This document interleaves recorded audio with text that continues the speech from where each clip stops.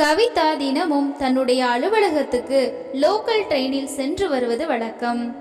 அதே போல இன்று லோக்கல் ட்ரெயினுக்காக காத்து கொண்டிருந்தாள்.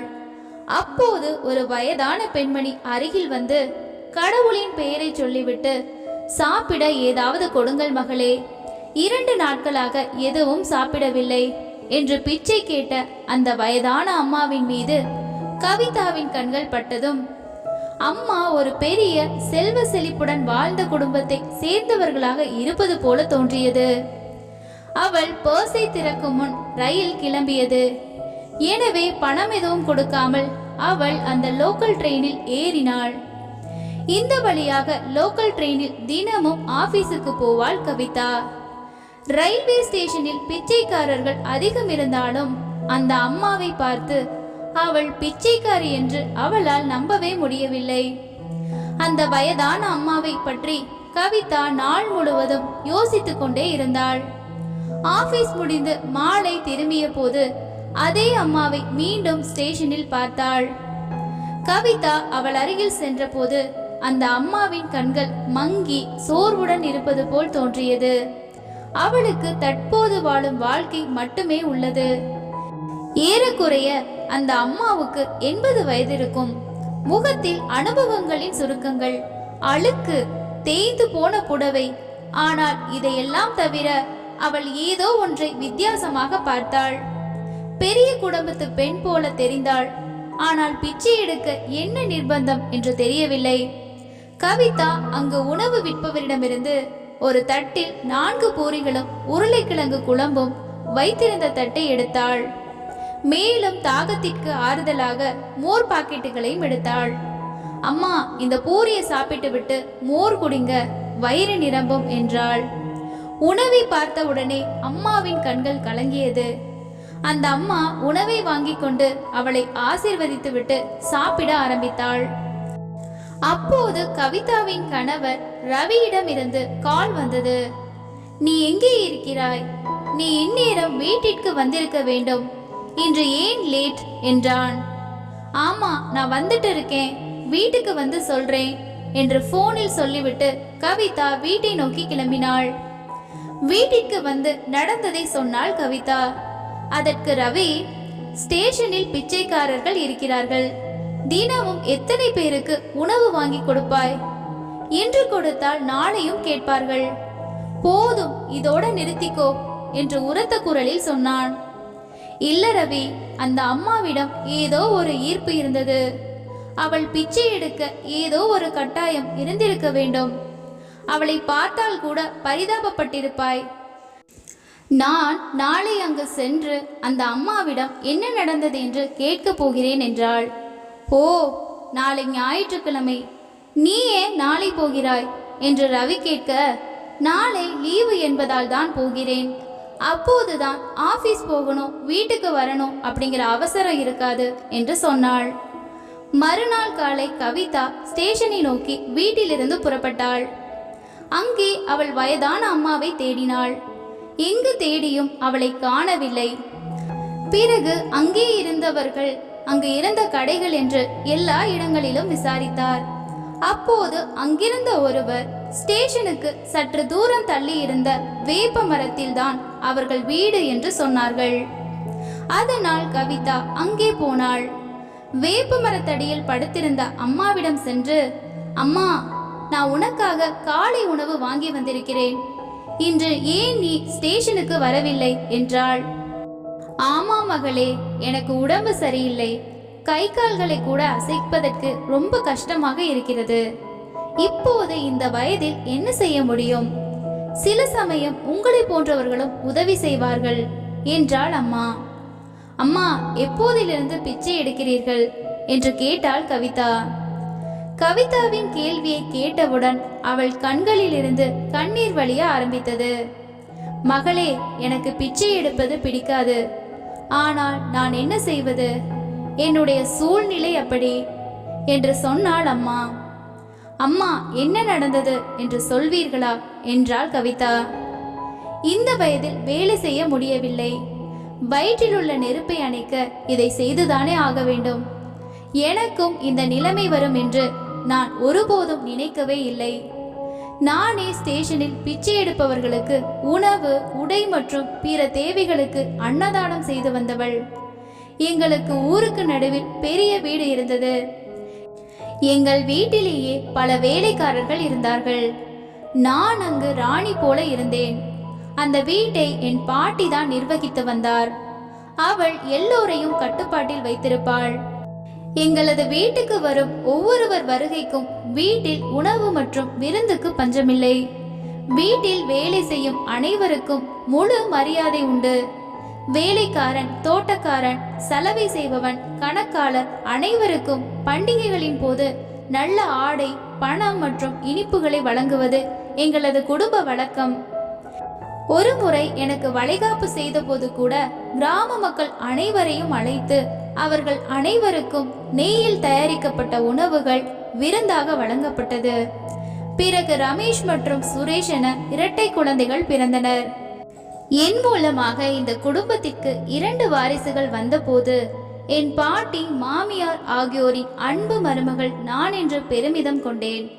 நாங்கள் கோவில்களுக்கு செல்வோம்.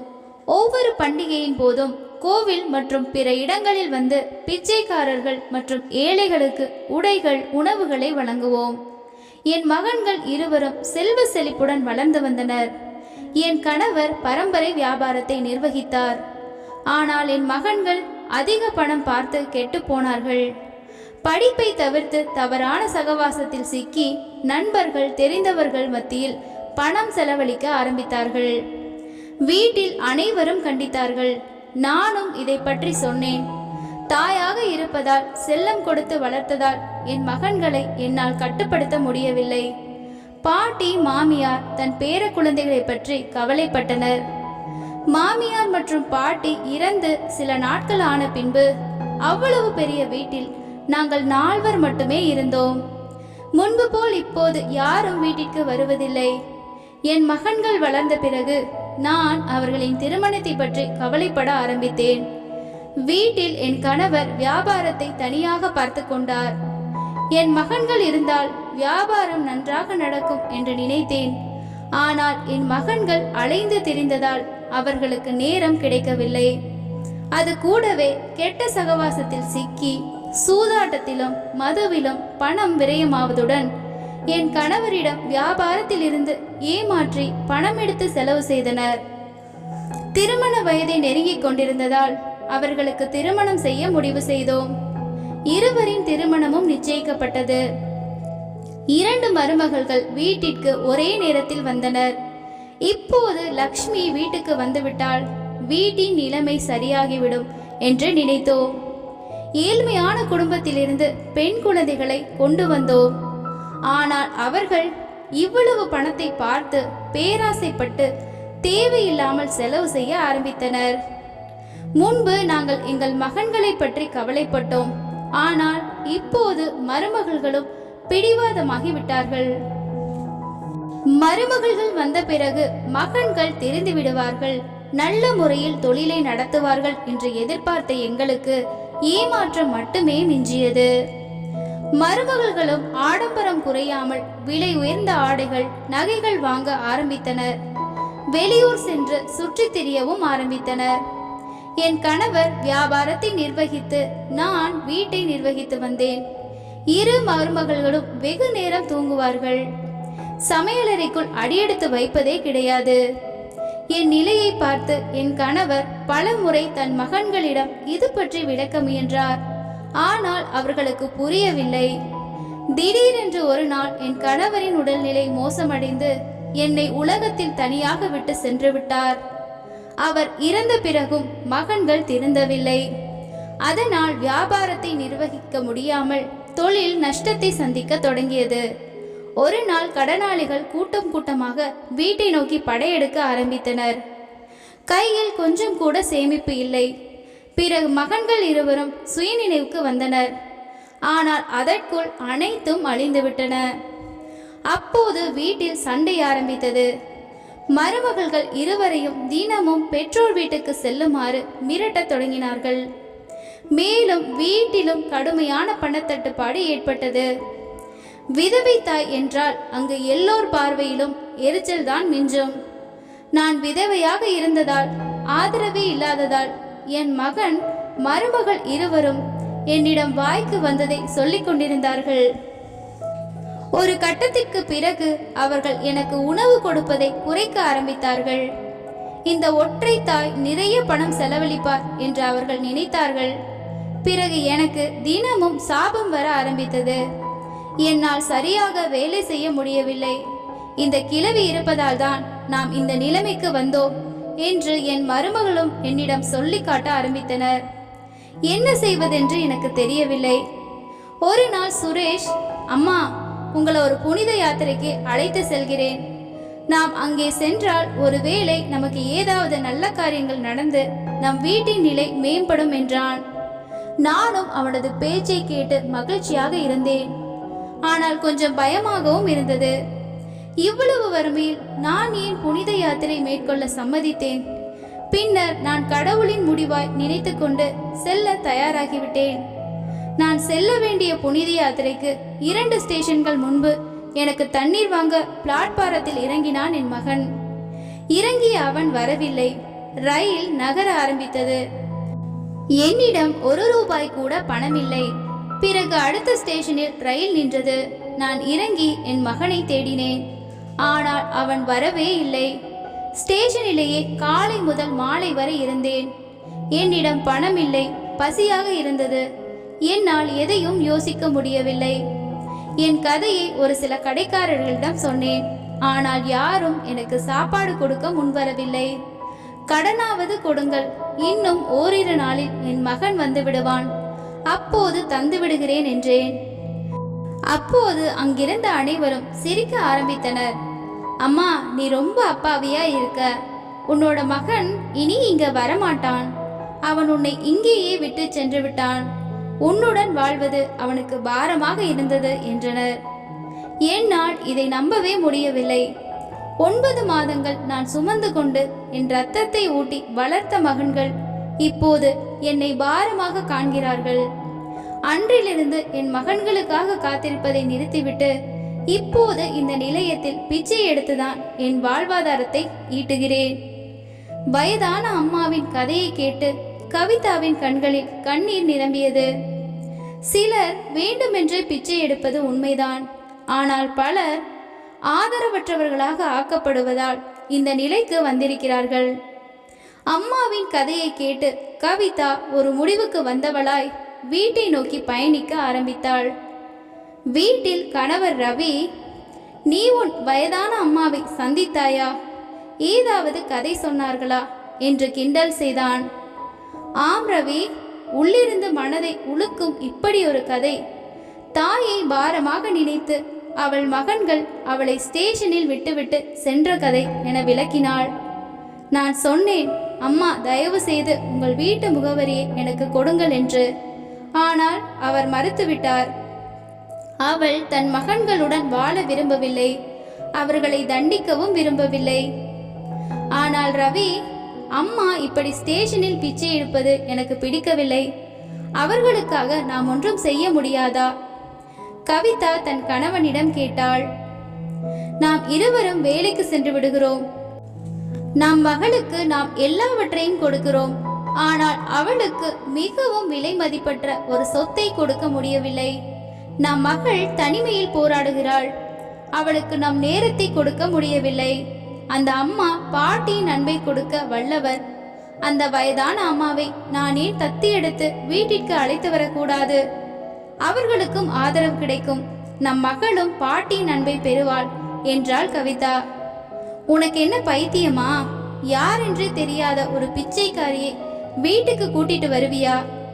நீ வேணும்னா சாப்பாடு கொடு, மற்றபடி இதெல்லாம் வேணாம். அந்நியர்கள் மீது நம்பிக்கை இல்லை என்று சினம் கொண்டான் ரவி.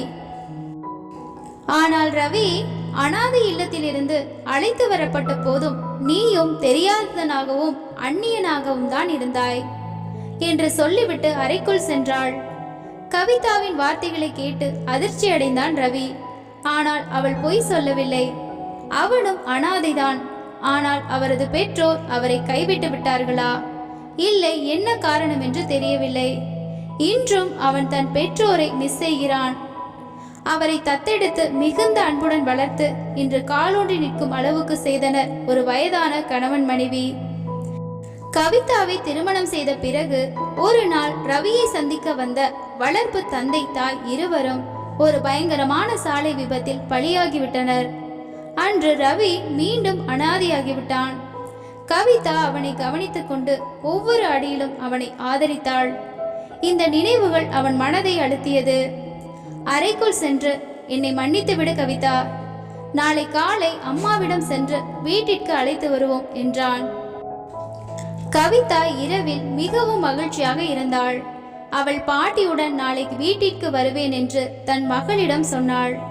காலையில் எழுந்து ஸ்டேஷனுக்கு இருவரும் சென்றனர். கவிதாவின் கண்கள் அந்த அம்மாவை தேடிக்கொண்டிருந்தன. மறுபுறம் ஒரு பெரிய கூட்டத்தை பார்த்தாள். அவளும் கூட்டத்திற்குள் பார்க்க தொடங்கினாள். உள்ளே பார்த்தபோதுதான் அவள் அலறினாள். அம்மாவின் சடலம் அங்கே கிடக்கிறது. அம்மா நீண்ட காலமாக உடல்நிலை சரியில்லாமல் இருந்தாள். அவளால் சரியான நேரத்தில் சிகிச்சை பெற முடியவில்லை. அதன் காரணமாக அவர் இறந்து போனாள். 2 மகன்களின் தாய் பிச்சை எடுக்கும் நிலைக்கு தள்ளப்பட்டு இன்று கைவிடப்பட்ட நபராக ரயில் நிலையத்தில் இறந்து கிடக்கிறாள். கவிதா அழ ஆரம்பித்தாள். ரவி மிகவும் சிரமப்பட்டு ஆறுதல் கூறினான். மக்கள் ஒவ்வொருவராக அந்த கூட்டத்தை விட்டு வெளியேற தொடங்கினார். ஆனால் கவிதா அங்கிருந்து நகரவில்லை. ரவி, அம்மாவை நம்முடன் வைத்திருக்க முடியவில்லை, ஆனால் குறைந்தபட்சம் அவரது இறுதி சடங்குகளை மரியாதையுடன் செய்யலாம் என்று கவிதா அழுதாள். அவனும் சம்மதித்து காவல்துறையினரிடம் அனுமதி பெற்ற அம்மாவின் இறுதி சடங்குகளை மரியாதையுடன் செய்தார்கள். பிறகு கவிதாவும் ரவியும் கண்ணீருடன் அங்கிருந்து விடைபெற்று வீட்டிற்கு சென்றார்கள். ஒரு ஆண் குழந்தை இருந்தால் முதுமையில் பெற்றோருக்கு ஆதரவு கிடைக்கும் என்றெல்லாம் பெரியவர்கள் சொல்வார்கள். ஆனால் இந்த காலத்தில் வரையறைகளும் மாறிவிட்டன.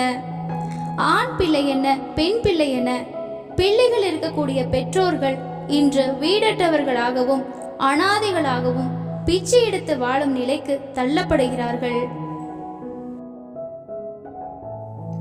இந்த கதை உங்களுக்கு பிடித்திருந்தால் ஒரு லைக் தந்து வீடியோவை ஆதரிக்கவும். இந்த கதையை பற்றிய உங்களது கருத்துக்களை கமெண்ட் செக்ஷனில் பதிவிடவும். நன்றி.